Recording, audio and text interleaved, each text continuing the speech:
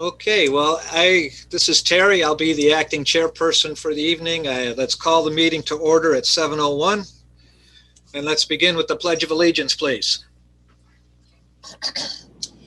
I pledge allegiance to the flag of the United States of America, to the republic for which it stands, one nation, under God, indivisible, with liberty and justice for all.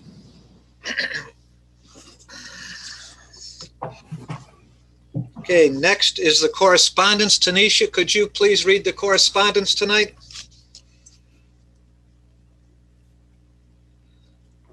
I won't be able to read the correspondence. Okay, then I'll do that. Thank you. Received from a resident's family to Officer Johnson. Officer Johnson responded to a medical call where a minor was having an asthma attack. The family was appreciative of his kindness and professionalism while assisting their niece. Next letter from a resident to Officer Johnson. The minor mentioned above wrote to let Officer Johnson know that she was grateful for him saving her that day. And lastly, from a resident to Officer Morano, the resident's husband was in a motor vehicle accident. Officer Morano notified the resident. She was thankful for how he handled the situation as it helped to keep her calm. And that is the end of the correspondence. Next item on the agenda is public audience. I will read a letter received from Joan Coe. Police Commission meeting, March 8, 2021.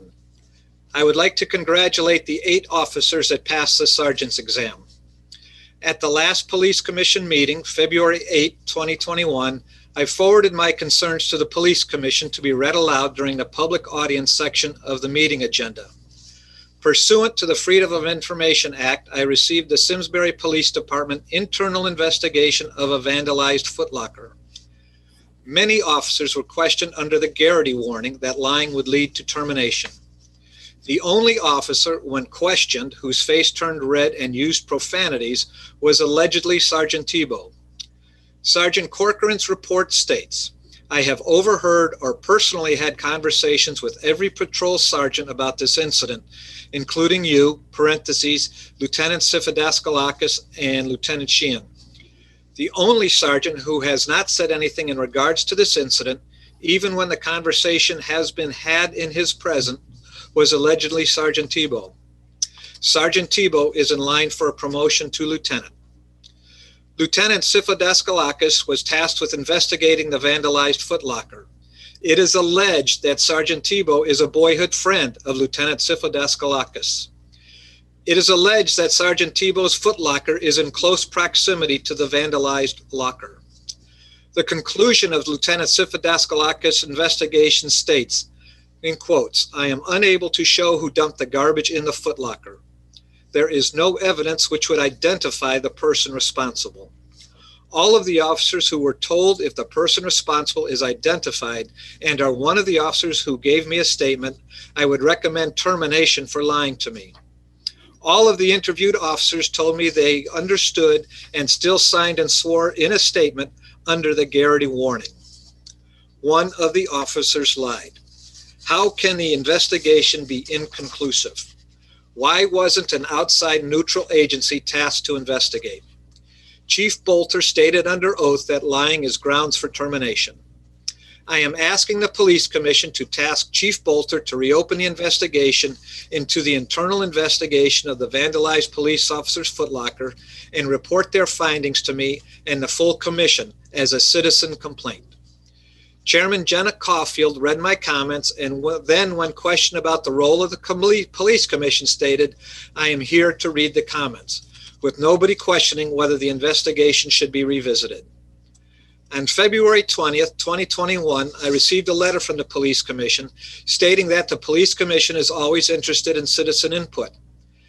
They should have said, we will follow up on issues that meets our narrative, that Chief Bolter is untouchable, and that by approving Bolter as chief, they will protect him by ignoring any issues that paint Chief Bolter as a liability. Not one investigation was conducted by an outside agency, with the end justifying the means, protection for Chief Bolter.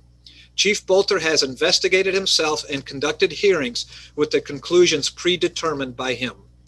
It is nice to know that Chairman Jenna Caulfield can read and passed one of the qualifiers for the Police Commission. The commissioners are Chairman Jenna Caulfield, Mike Long, Terry Fogarty, Tanisha Grant, Travis Schweitzer. I must assume that the commissioners can read and received a copy of my comments, but chose not to question the integrity of the report or ask for an explanation. I consider my comments a citizen complaint. Are the commissioners interested in overseeing the police department, or are they just inept or political hacks? Do any of these commissioners understand the state statute that they are tasked to uphold? Commissioner Mike Long has been on boards and commissions for decades, and as an attorney knows the law and the responsibilities of the police commission. The commissioners chose not to question Chief Bolter or investigate a failure in the police investigation of the police officer's footlocker to find the responsible party. If Chief Bolter cannot conclude, as others have, that they know the responsible party, how can the public feel comfortable with the police department's investigative techniques? It was Chief Bolter who stated that the police department cannot tolerate untruthfulness. Are the commissioners more interested in protecting Chief Bolter than getting to the truth? If the police commission cannot assume their responsibilities, an outside agency should be approved to come to an unbiased evaluation of the internal investigation of the vandalized footlocker and bring their findings to the commission. When Mary Rose Bipson at public audience on June 5th, 2020, asked the police commission questions, those comments were immediately forwarded to Chief Bolter. My comments were not. Chief Bolter attended the police commission meeting. Why was he not asked to initiate an investigation that I brought to the commissioner's attention? It appears that protecting Chief Bolter is more important than protecting the integrity of the police department. All of my comments will be posted on Simsbury Patch, Twitter at Joan Coe, and Facebook. That is the end of the letter.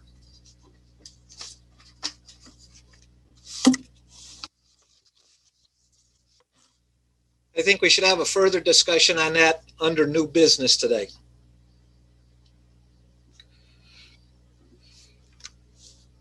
That's public audience. Approval of the minutes from the February 8th, 2021 regular meeting.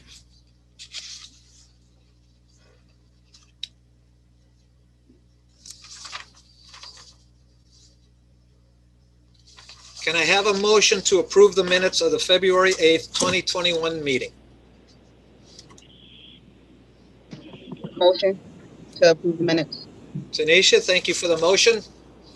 I second that motion. Travis, you second, thank you. Is there any discussion about the minutes? Hearing none, all in favor of the motion to approve the minutes, say aye. Aye. Aye.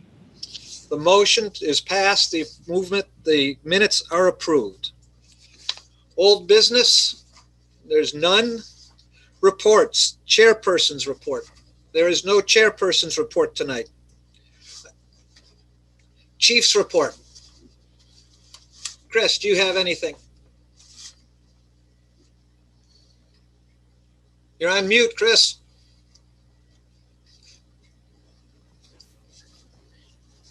Always once, right?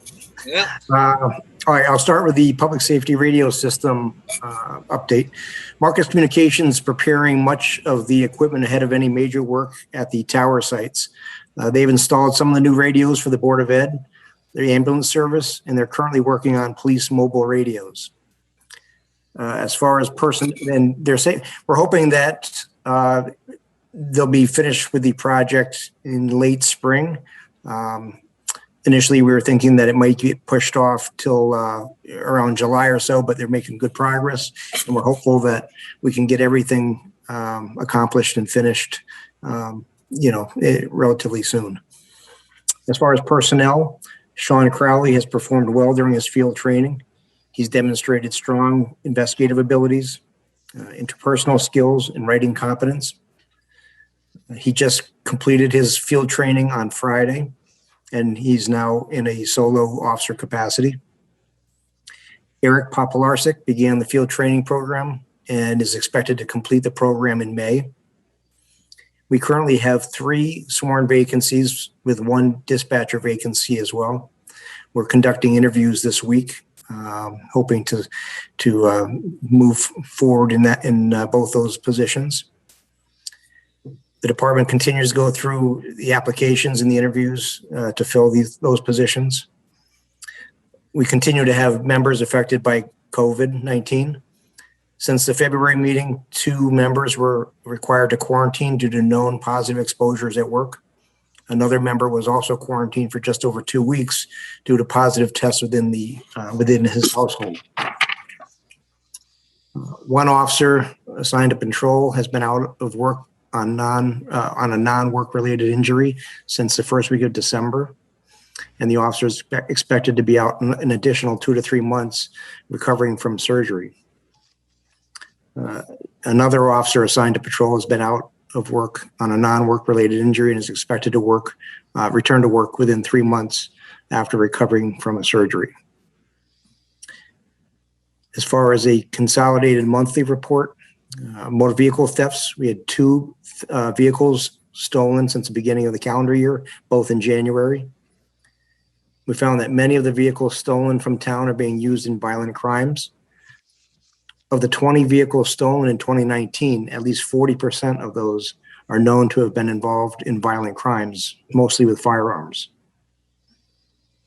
In the preliminary monthly report since January 2021, motor vehicle stops have risen month over month for the last 3 months, 23% from December to January, and 56% from January to February.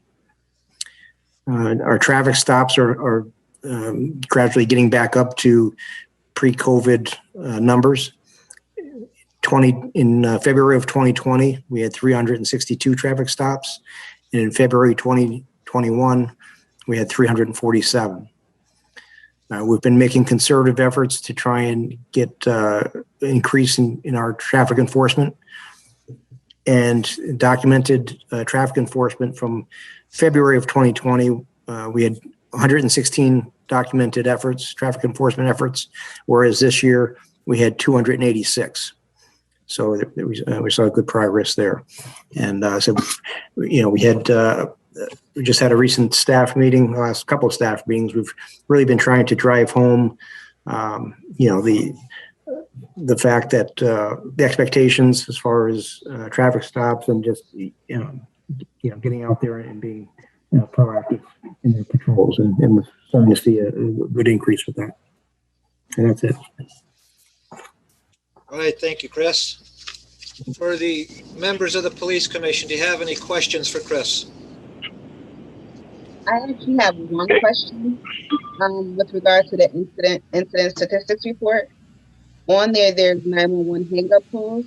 What exactly is that about, and how have we been addressing it? So typically, 911 hang-up calls fall under one of a few different categories. Many times it could be a youth dialing 911, right? Because as when you dial 911, obviously, even if somebody hangs up the phone after they dial 911, it still activates and sends a call to our dispatch center. So once we receive that, we will send, first the dispatch will try and call back the number to try and find out, get more information and talk to somebody, whoever made the call.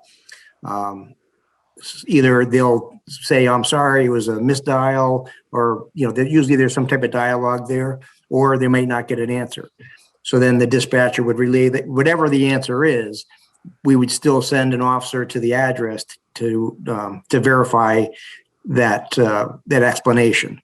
So 2 officers would typically get sent to that, check on, try and make contact with the whoever's at the residence, and try and make a determination whether or not the explanation that they're giving is proper and valid. So many times it could be a child either playing with a phone. Sometimes it could be somebody calling internationally. We get that actually many times when people are trying to make international calls.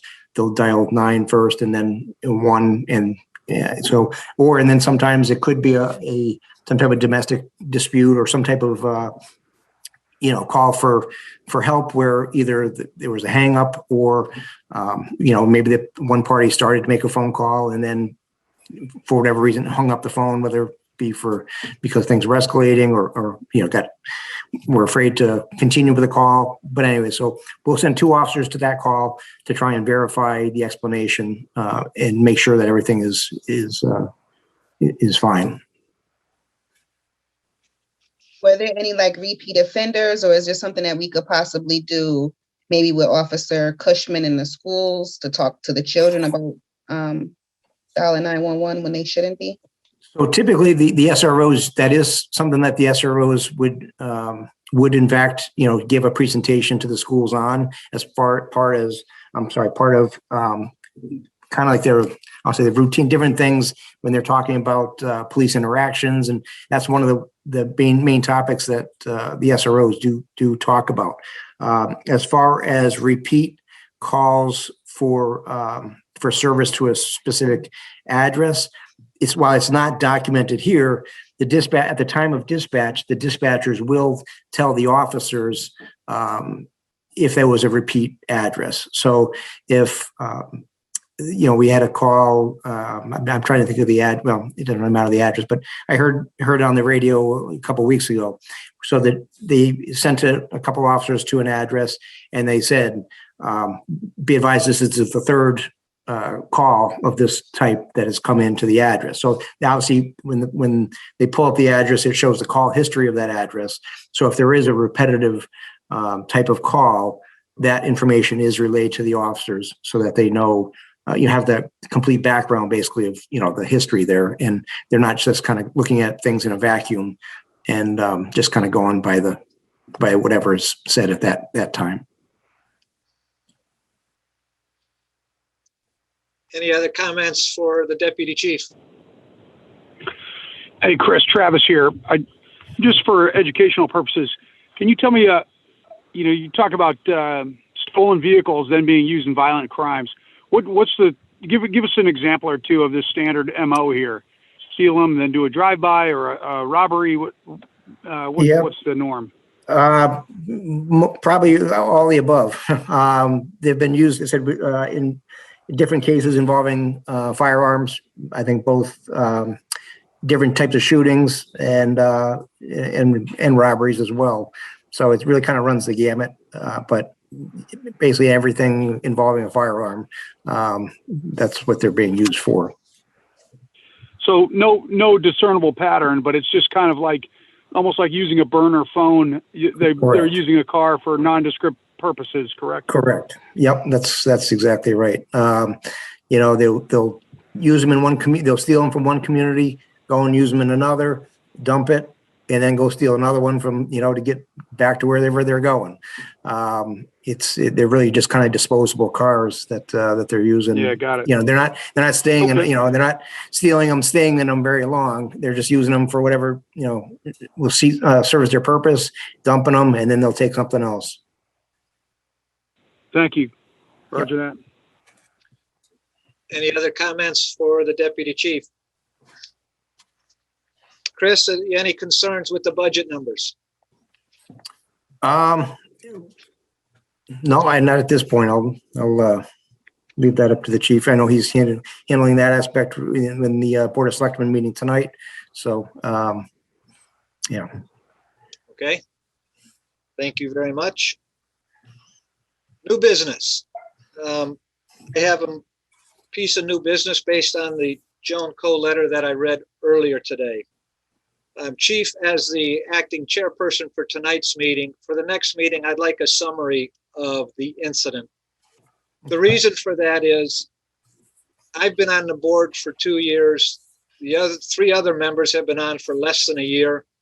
Mike is the only long-term. And so I am unfamiliar with the circumstance. And I believe the other 3 newly appointed commissioners are also not up to date on any of the details. So for the next meeting, I would like a summary for the commission, please. Will do. Thank you, sir. Does anybody else have any new business or something they want to discuss tonight? Nope, not Tanisha. Okay, Tanisha, Travis? Terry, I'd intended to talk just in general about public audience and our meetings, but I think I'm going to delay that until I've got the full commission and we can do a proper motion and discussion. So nothing further from me tonight. All right, sir. Lieutenant Greg, anything for you, sir? Nothing on my end, Terry. I guess that's a good thing. From any of the commissioners, do you have any other comments or considerations you'd like to bring to the table tonight? No. Hearing none. Chris, do you have anything else? I don't. All right. Well, based that there is nothing else to do tonight, I will ask for a motion to adjourn at 7:22 p.m. Can I have a motion, please? Motion to adjourn. Tanisha, thank you very much. I second that motion. Travis, thank you very much. Let's consider the Police Commission meeting of March 8th adjourned at 7:22 p.m. Thank you, everyone, for your time. Thank All you. right. Good night, everyone. Have a good night, everyone. Thank you. Good night, all.